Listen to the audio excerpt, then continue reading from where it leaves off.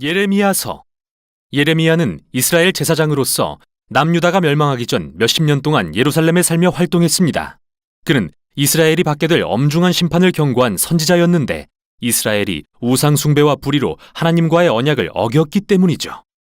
그는 심지어 하나님이 이스라엘을 심판하고자 바벨론을 사용해 예루살렘을 파괴하고 백성을 포로로 끌려가게 하실 것도 예언했는데 슬프게도 그의 예언은 현실이 되었죠.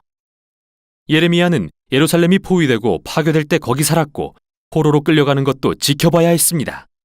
이 책은 참 재미있는 방법으로 만들어졌는데요. 36장을 보면 하나님은 예레미야가 예루살렘에서 활동한 지 20년 후에 그에게 모든 설교, 시, 수필을 모아 기록하라고 말씀하십니다. 이에 예레미야는 바룩이라는 서기관을 고용해서 그에게 모든 자료를 두루마리에 기록하게 했는데 바룩은 예레미야에 관한 이야기도 많이 모아 이 모두를 하나로 연결했죠. 이게 바로 이 책이 마치 하나의 문집처럼 읽히는 이유이며 책 전체가 선지자 예레미야를 하나님의 공의와 은혜의 선포자로 표현하기 위해 구성되어 있습니다. 책은 하나님이 예레미야를 선지자로 부르시는 장면으로 시작합니다. 그는 두 가지 소명을 받는데 하나는 이스라엘을 향한 선지자요, 하나는 열방을 향한 선지자입니다. 그의 예언은 뽑고 파괴하지만 또한 심고 건설할 것이라 말합니다. 즉 그는 이스라엘을 꾸짖고 하나님의 다가올 심판에 대해 경고하지만 미래를 향한 소망의 메시지도 전달하는 거죠. 이 서론은 긴 첫 부분인 1장부터 24장을 완벽히 요약하고 있습니다. 이는 모두 포로기 이전 예레미야의 글로서 핵심은 이스라엘이 하나님과의 언약을 어겼고 율법에 기록된 모든 합의사항을 위반했다는 거죠.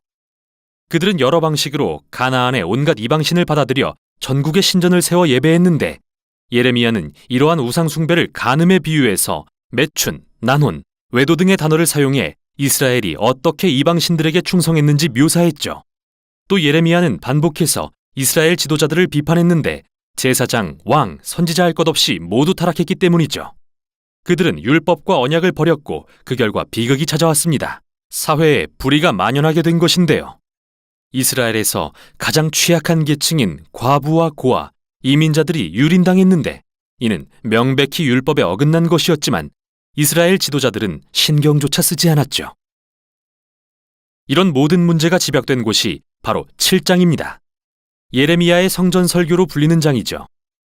이스라엘 백성은 아무렇지도 않은 듯 하나님을 예배하러 성전에 나오지만 실상 성전 밖에서는 이방신을 예배하고 있습니다.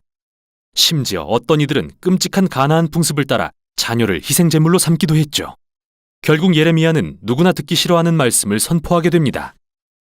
이스라엘의 하나님이 심판하실 거라는 것이죠. 북쪽으로부터 적을 보내 성전을 허물고 이스라엘을 벌하실 것이라고 말합니다. 이들은 하나님이 예루살렘을 정복하도록 허락하신 군대였는데 읽다 보면 그 군대가 바로 바벨론 제국이라는 걸 알게 되죠. 그러다가 25장에서 장면이 전환됩니다.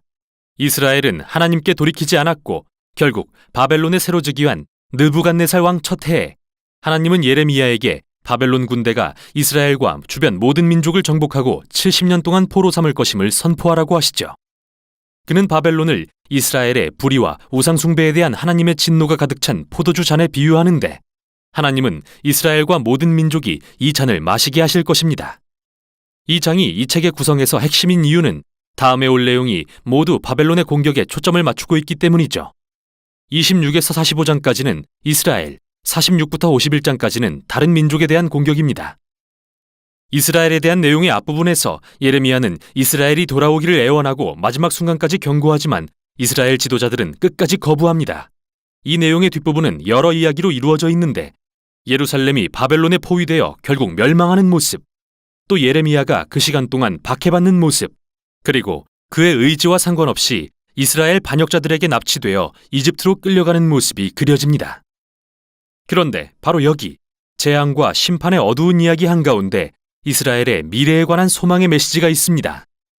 예레미야는 신명기 30장에 모세의 설교를 인용해 이스라엘이 하나님과의 언약을 어기고 포로로 끌려가지만 하나님은 자기 백성을 포기하지 않으실 거라고 말합니다. 오히려 하나님은 언약을 새롭게 하사 그들의 마음을 변화시키실 것이라고요. 예레미야는 이 언약을 발전시켜 하나님이 언젠가 토라의 율법을 돌판이 아니라 그들의 마음에 새기실 거라고 말하죠. 또 하나님은 그들의 불순종을 돌이키사 언젠가 진정으로 하나님을 사랑하고 따르게 하실 것이며 언젠가 이스라엘은 그 땅으로 돌아올 것이고 다윗의 가문에서 메시아가 나실 텐데 그때에는 열방이 이스라엘의 하나님을 참 하나님으로 인정하게 될 것입니다. 여기서 우리는 이스라엘의 반역에도 불구하고 하나님은 죄로 그들을 최종 심판하지 않으시고 오히려 그분의 신실하심으로 무슨 일이 있어도 언약의 말씀을 성취하신다는 걸 알 수 있습니다. 다음에 나오는 여러 시들은 하나님이 바벨론을 이용해서 이스라엘 주변 민족들을 심판하시는 모습을 묘사하는데 이집트, 블레셋, 모압, 에돔, 암몬, 다메섹, 하솔 등이 나온 후 놀랍게도 맨 끝에 숨겨진 가장 긴 시는 바벨론에 대한 하나님의 심판에 관한 것입니다. 하나님은 공의를 실현하기 위해 이 민족을 사용하셨지만 그들의 폭력과 우상 숭배를 인정하지는 않으시죠. 즉, 바벨론 역시 하나님의 공의로 심판받게 될 것입니다. 예레미야는 또한 이 민족의 교만과 불의를 비난하는데요. 여기에 등장하는 바벨론의 위세는 대단한데 이는 창세기 11장의 바벨의 이미지를 떠올리게 하죠. 바벨론은 반역한 민족의 전형으로서 부와 전쟁으로 영광을 누리지만 결국 하나님은 그들이 멸망에 이르도록 하십니다. 이 책은 열왕기하의 마지막에 나왔던 이야기로 마무리됩니다. 바벨론의 마지막 예루살렘 공격에 관한 것으로서 어떻게 성벽을 파괴하고 성전을 불태웠으며 백성들을 포로로 끌고 갔는지 묘사하죠. 이 이야기는 예레미야가 1장부터 24장에서 경고했던 심판이 어떻게 성취되는지 보여줍니다. 그런데 이 장은 포로로 사로잡힌 이스라엘 왕 다윗의 후손인 여호야긴에 대한 짧은 이야기로 끝이 나는데 바벨론 왕은 그를 감옥에서 풀어주고 호의를 베풀어 평생 동안 왕의 식탁을 누리도록 허락하죠. 이 책은 이렇게 끝이 납니다. 아주 작고 희미한 소망의 빛이지만 30장부터 33장에 나온 예레미야의 소망의 약속을 기억하게 하죠. 하나님은 그의 백성을 버리지 않으셨고 다윗 가문에서 오실 메시아의 약속도 잊지 않으셨다는 걸요. 이 책의 대부분이 경고와 심판으로 가득 차 있지만 마지막은 미래에 대한 소망으로 끝이 납니다. 이것이 바로 예레미야서입니다. 예레미야 제1장. 베냐민 땅 아나돗의 제사장들 중 hilki야의 아들 예레미야의 말이라. 아모니 아들 유다 왕 요시야가 다스린 지 13년에 여호와의 말씀이 예레미야에게 임하였고 요시야의 아들 유다의 왕 여호야김 시대부터 요시야의 아들 유다의 왕 시드기야의 11년 말까지 곧 5월에 예루살렘이 사로잡혀 가기까지 임하니라. 여호와의 말씀이 내게 임하니라.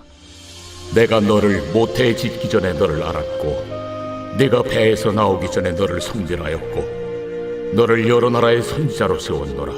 내가 이르되 슬프도소이다. 주 여호와여 보소서.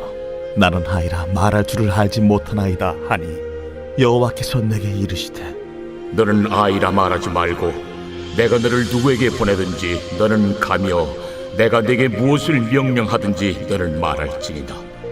너는 그들 때문에 두려워하지 말라. 내가 너와 함께하여 너를 구원하리라. 나 여호와의 말이니라. 하시고 여호와께서 그의 손을 내밀어 내 입에 대시며 여호와께서 내게 이르시되 보라, 내가 내 말을 네 입에 두었노라. 보라, 내가 오늘 너를 여러 나라와 여러 왕국 위에 세워 네가 그것들을 뽑고 파괴하며 파멸하고 넘어뜨리며 건설하고 심게 하였느니라. 여호와의 말씀이 또 내게 임하니라. 예레미야야, 네가 무엇을 보느냐? 내가 살구나무 가지를 보나이다. 네가 잘 보았도다. 이는 내가 내 말을 지켜 그대로 이루려 함이라. 여호와의 말씀이 다시 내게 임하니라. 네가 무엇을 보느냐? 끓는 가마를 보나이다. 그 윗면이 북에서부터 기울어졌나이다. 재앙이 북방에서 일어나 이 땅의 모든 주민들에게 부어지리라. 내가 북방 왕국들의 모든 족속들을 부를 것인즉 그들이 와서 예루살렘 성문 어귀에 각기 자리를 정하고 그 사방 모든 성벽과 유다 모든 성읍들을 치리라. 여호와의 말이니라. 무리가 나를 버리고 다른 신들에게 분향하며 자기 손으로 만든 것들에 절하였은즉 내가 나의 심판을 그들에게 선고하여 그들의 모든 죄악을 징계하리라. 그러므로 너는 내 허리를 동이고 일어나 내가 네게 명령한 바를 다 그들에게 말하라. 그들 때문에 두려워하지 말라. 네가 그들 앞에서 두려움을 당하지 않게 하리라. 보라, 내가 오늘 너를 그 온 땅과 유다 왕들과 그 지도자들과 그 제사장들과 그 땅 백성 앞에 견고한 성읍, 쇠기둥, 노성벽이 되게 하였은즉 그들이 너를 치나 너를 이기지 못하리니 이는 내가 너와 함께하여 너를 구원할 것임이니라. 여호와의 말이니라.